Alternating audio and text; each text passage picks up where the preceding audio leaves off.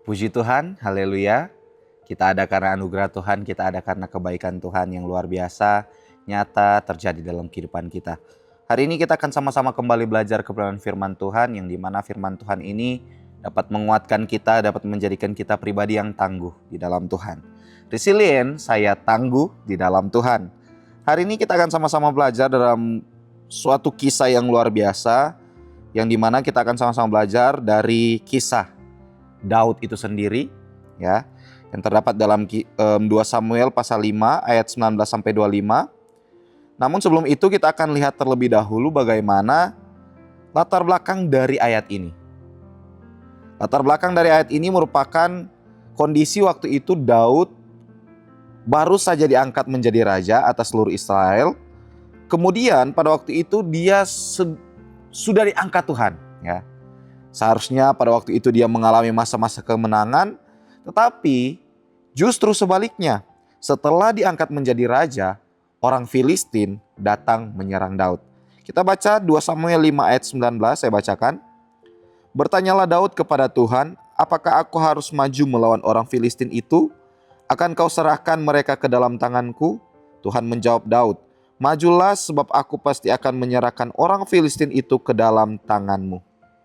Ya, hari ini firman Tuhan saya berikan judul tanda tanya, ya. Nah, kalau kita perhatikan ini sebenarnya ayat yang telah kita baca ini bukan berbicara tentang peperangan pertama Daud, tidak.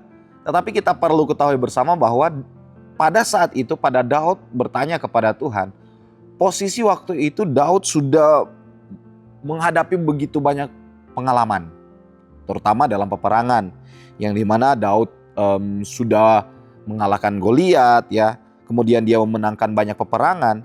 Jadi kalau kita perhatikan, Daud ini sudah begitu berpengalaman, ya. Secara manusia, sebenarnya Daud punya alasan untuk langsung bertindak melawan orang Filistin. Kenapa? Karena pengalaman dari Daud sudah sungguh sangat banyak. Dia ada pengalaman, ada kemampuan, ada strategi dalam hidupnya. Tetapi kita memperhatikan bahwa hal yang menariknya bahwa Daud tidak langsung maju. Tetapi dia mau berhenti terlebih dahulu. Dia bertanya kepada Tuhan, apakah Daud harus maju atau tidak?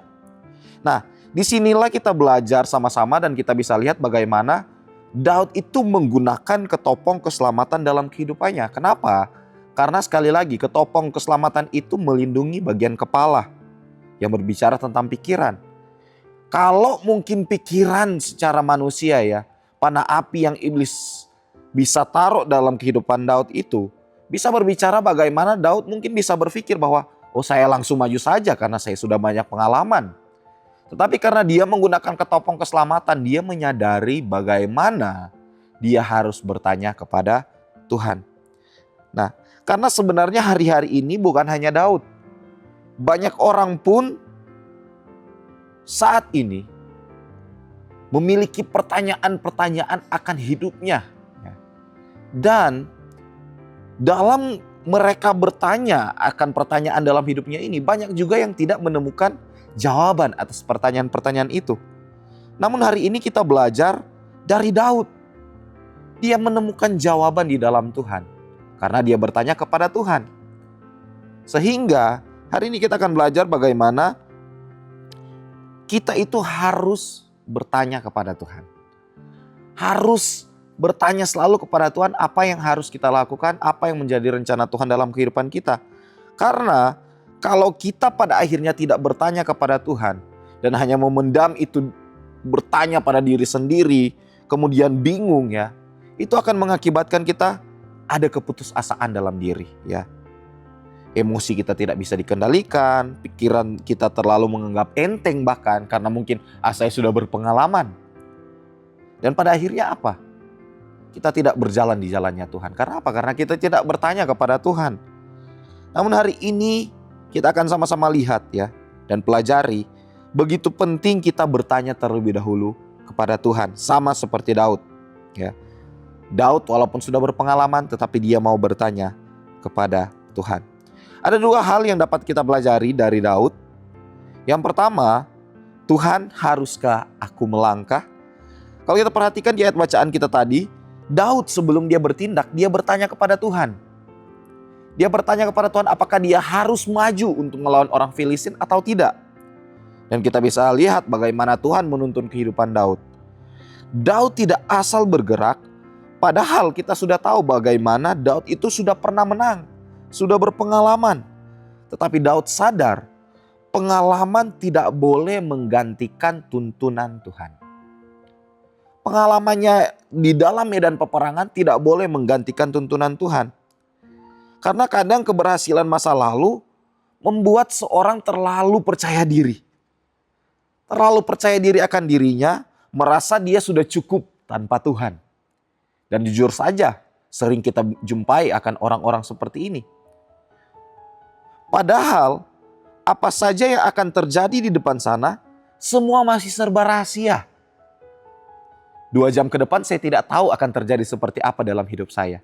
Namun saya yakin Tuhan menuntun langkah kaki saya. Karena apa? Karena saya bertanya kepada Tuhan. Sehingga seharusnya kita bertanya kepada yang sudah mengetahui garis akhir kita. Dari awal hidup kita sampai akhir hidup kita, Tuhanlah yang tahu. Sehingga kita tanya sama Tuhan, apakah kita harus melangkah? Apakah kita harus menyusun strategi terlebih dahulu atau seperti apa? Tanyakan kepada Tuhan. Banyak orang jatuh bukan karena tidak mampu, ya, tetapi karena dia terlalu yakin diri, kemudian dia merasa dirinya mampu tanpa Tuhan. Tidak perlu bertanya pada Tuhan, tidak perlu berdoa pada Tuhan. Dia seakan-akan sudah tahu jawabannya. Dia merasa bahwa dirinya mampu tanpa Tuhan, sehingga dia membuat dia jatuh. Tetapi sebaliknya ketika kita ada pengalaman, iya. Talenta Tuhan kasih, iya. Namun kita tetap bertanya kepada Tuhan.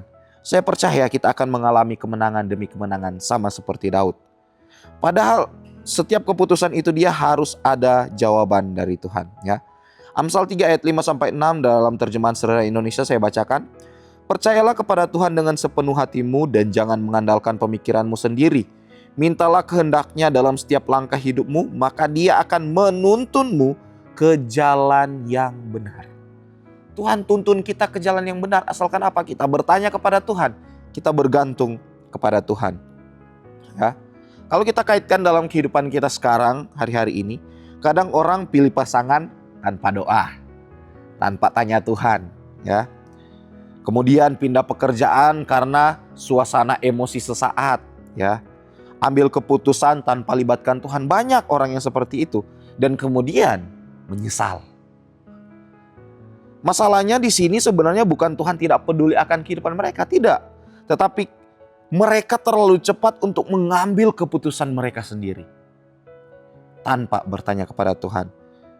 Karena kalau kita mengandalkan diri sendiri, akibatnya kita mudah salah langkah. Sebaliknya, ketika kita melibatkan Tuhan sebelum melangkah, bertanya kepada Tuhan sebelum melangkah, pasti kita dituntun ke jalan yang benar. Dalam Amsal 3 tadi dikatakan, ya. Sehingga sebelum kita mengambil keputusan, sebelum kita berbicara, sebelum kita memilih sesuatu, sebelum kita melangkah dalam hidup kita, mari biasakan diri untuk bertanya kepada Tuhan. Kita berdoa kepada Tuhan, kita tanya apakah ini kehendak Tuhan atau tidak. Kita minta tanda dari Tuhan, apakah ini rencana Tuhan atau tidak. Biasakan untuk bertanya kepada Tuhan. Kemudian yang kedua yaitu apa? Tuhan, bagaimana aku melangkah?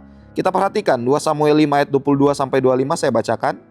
Ketika orang Filistin maju sekali lagi dan memencar di lembah Refaim, maka bertanyalah Daud kepada Tuhan dan ia menjawab, janganlah maju tetapi buatlah gerakan lingkaran sampai ke belakang mereka, sehingga engkau dapat menyerang mereka dari jurusan pohon-pohon kertau. Dan bila engkau mendengar bunyi derap langkah di puncak pohon-pohon kertau itu, maka haruslah engkau bertindak cepat. Sebab pada waktu itu Tuhan telah keluar berperang di depanmu untuk memukul kalah tentara orang Filistin. Dan Daud berbuat demikian seperti yang diperintahkan Tuhan kepadanya. Maka ia memukul kalah orang Filistin mulai dari Geba sampai dekat Gezer. Kita lihat.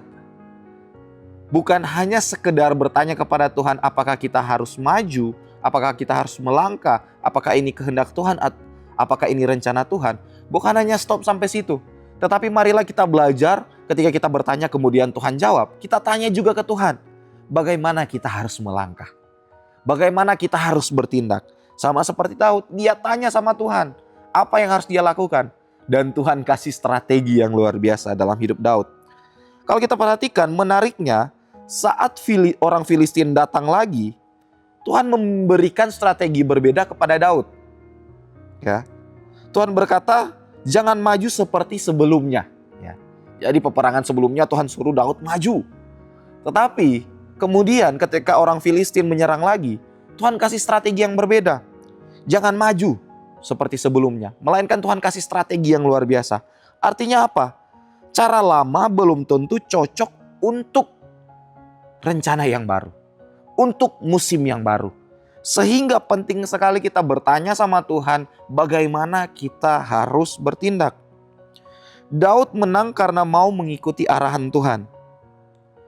Ingat, banyak didapati kehidupan kita terlalu terpaku pada pengalaman. Wah, saya dulu ketika menghadapi masalah ini strateginya seperti ini. Wah, saya dulu berhasil kok dengan strategi ini. Tetapi kita tidak tanya sama Tuhan bagaimana cara yang terbaik. Tuhan kadang-kala memiliki cara-cara yang berbeda yang membuat kita semakin baik di dalam Tuhan. Sehingga biasakan diri untuk bertanya kepada Tuhan, boleh atau tidak, bagaimana caranya ini Tuhan. Dan kita lihat Tuhan akan menjawab dengan caranya yang luar biasa. Yesaya 30 ayat 21, bila kamu menyimpang dari jalan, di belakangmu akan terdengar suaranya yang berkata, inilah jalannya, ikuti jalan ini. Ya, jadi kita bisa pelajari, Tuhan tetapkan langkah kita di jalannya. Dan tentunya apa? Dengan caranya Tuhan. Dengan caranya Tuhan. Sehingga dari hal ini kita belajar, libatkan Tuhan dalam keluarga, pekerjaan, pelayanan, studi keputusan besar dan kecil kita. Dan biasakan bertanya kepada Tuhan, bagaimana cara kita melangkah di jalannya Tuhan. Daud menang bukan karena pengalaman, bukan karena kekuatan, tetapi karena ia berhenti terlebih dahulu, kemudian bertanya kepada Tuhan. Ingat dua hal ini. Yang pertama, tanya sama Tuhan, haruskah aku melangkah? Kemudian yang kedua, tanya sama Tuhan, bagaimana aku melangkah?